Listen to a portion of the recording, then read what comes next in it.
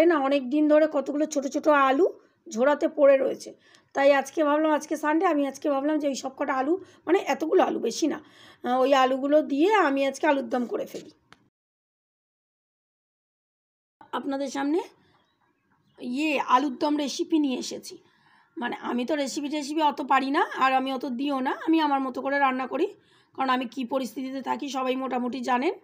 তাই অত আমি ওই আর এমনি রান্নার ভিডিও আমি ক্যামেরা ক্যাপচার করতে পারি না ঠিক করে। তাই জন্য এমনি জাস্ট ওই দিনকে নতুন আলুটা উঠে যাচ্ছে, মানে শীত চলে যাচ্ছে, তাই বেলা শীত তো চলে যাচ্ছে, অনেকগুলো আলু এরকম ওর বাবা নিয়ে এসেছে। আর আমি সত্যি কথা বলতে না, নতুন আলু একদম পছন্দ করি না, একদম আমার নতুন আলু খেতে ইচ্ছে করে না। প্রথম কথা হচ্ছে প্রচণ্ড বালি থাকে, মানে অনেকবার করে ধুতে হয়। দ্বিতীয় কথা হচ্ছে নতুন আলু আমার যেন মনে হয় যেন পুরানো আলুতেই স্বাদ লাগে, নতুন আলুতে আমার স্বাদ লাগে না।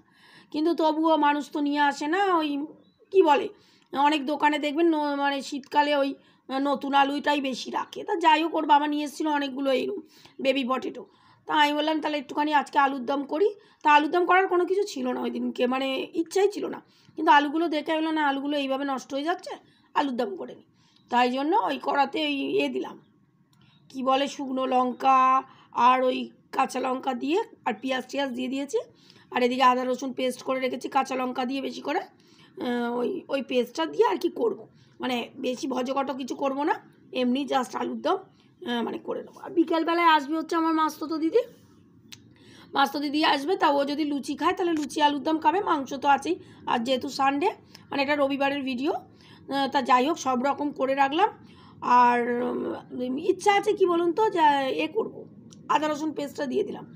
ইচ্ছা আছে আজকে ওকে, ও তো আসলেই লুচি খায় আমার বাড়িতে, আর ও বলে নয়, আমার বাড়িতে যে কেউ আসলেই আমি লুচিটা করি, কারণ আমি মনে করি যে ওই মুড়ি ঠুড়ি এটা ওটা খাওয়ানোর থেকে মানে লুচি তরকারি এসব জিনিস খাওয়ালে মানুষের পেটটাও ভরে, আর আমিও খুব শান্তি পাই। এটা আমার আগাগোড়াই আমার নীতি। কারণ দেখুন, বিকেলের দিকে আপনার বাড়িতে কেউ আসলে জল খাবারে আপনি তো তাকে ভাত খাওয়াতে পারেন না। এবার অনেকে আছে মুড়ি টুড়ি খাওয়ায়, কিন্তু আমার মুড়ি টুড়ি ঠিক ভালো লাগে না। কী লোকে এসে মুড়ি চেবাবে আমার বাড়িতে, চাই কোনো কালেই না। লুচি পরোটা আমার এগুলোই খুব ভালো লাগে। তবে আজকে ইচ্ছা আছে চিকেন চাউ করব। তাই জন্য আমি, আর এই আলুর দমটাও এমনি, আমার দিদিটা আলু খায় না, কিন্তু আলুর দমটা এই কারণে করা, আমাদের ওর বাবা খুব পছন্দ করবে, মানে ভাববে যে না, বউ একটা কাজ করেছে রে বাবা, আলুগুলো নষ্ট হয়ে যাচ্ছিলো, আলুর দম করেছে।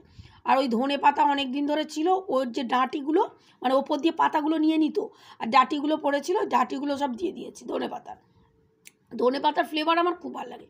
ছেলের জন্য আমরা ধনে পাতা খুব একটা খেতে পারি না, মানে একমাত্র আমরা ধনে পাতাটা খাই কোথায় জানেন, ওই মাছের ঝালে, যেহেতু ছেলে মাছ খায় না তখন খায়। আর এখানে সব মশলা দিলাম, ওই জিরে গুঁড়ো, ধনে গুঁড়ো, লঙ্কার গুঁড়ো, হলুদ গুঁড়ো, নুন, আর মশলা, একটা চাট মশলা ছিল, ছেলে নিয়ে এসেছিলো কাবাব করার সময়, মানে ছেলে যে কাবাব করছিল সেই তখন ছিল হাফ প্যাকেট, তাহলে কবে আবার কি কোথায় ফেলে দেবো, তার দিয়ে আমি ওটাই দিয়ে দিলাম। বলে বেশ, ওটা দিলে কিন্তু ভালোই লাগে দেখবেন কাবাব মশলাটা। আলুর দমে তো আলুর দম মশলা টশলা দেয়, কিন্তু আমি দিইনি, ওটা ছিল বলে জাস্ট দিয়ে দিলাম।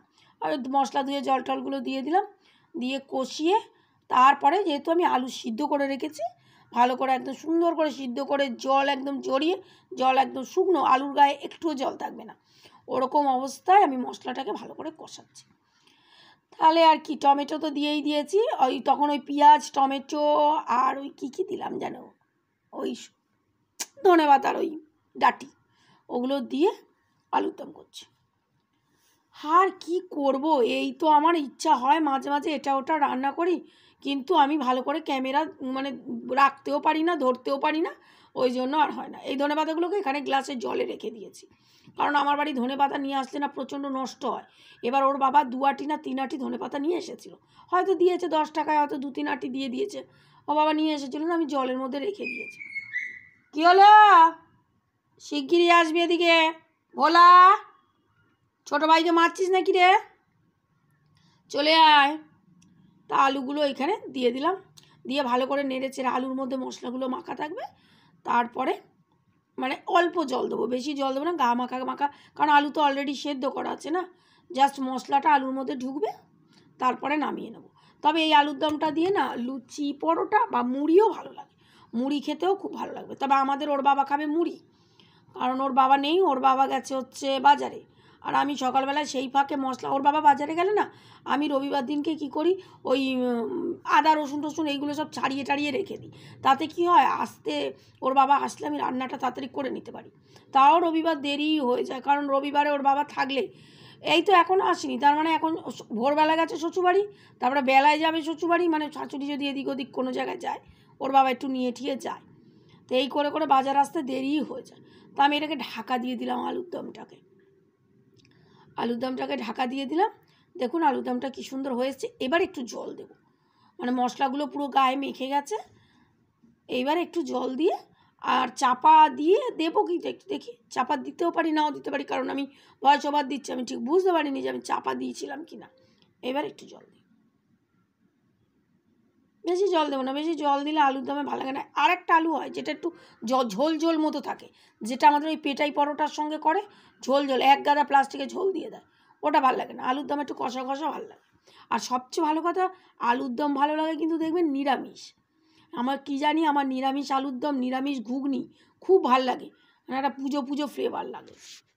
জল দিয়ে দিয়েছি আলুর দমে, আর আলুর দমটা এরকম থাকুক, একটু হোক, তারপরে আপনাদের লাস্ট ফিনিশিংটা দেখাচ্ছি। তবে জানি না কি ভিডিওয় কি উঠছে না উঠছে, আমি অতটা মানে গা করিনি, কারণ আমার একদিকে লাউড একদম গান চলছে, কারণ আমি একটু গান চালিয়ে কাজ করতে খুব পছন্দ করি, কারণ মনে হয় না যে আমি পরিশ্রম করছি। গান চালিয়ে দিলে গান এদিকে হবে, আমিও গান গাইবো, আর এদিকে আমার রান্নাবান্নাও হয়ে যাবে।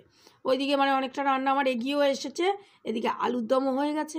দেখে নিন, একটু লাস্ট ফিনিশিং চিনি দিলাম, কারণ একটু আমি সব রান্নাতেই মোটামুটি একটু চিনি দিই, সে মাংস হোক। শুধু মাছে আমি কোনো দিন চিনি দিই না, জানি না কেন, মাছের জালে খুব একটা আমি চিনি দিই না, এছাড়া সব কিছুতে দিই। এই হয়ে গেছে আমার আলুর দম। সার্ভিংটা দেখাতে পারলাম না, কারণ তখন আমি ভিডিও করতে ভুলে গেছি। এই হয়ে গেছে আমার আলুর দমের লুক, এটা সার্ভ করবো।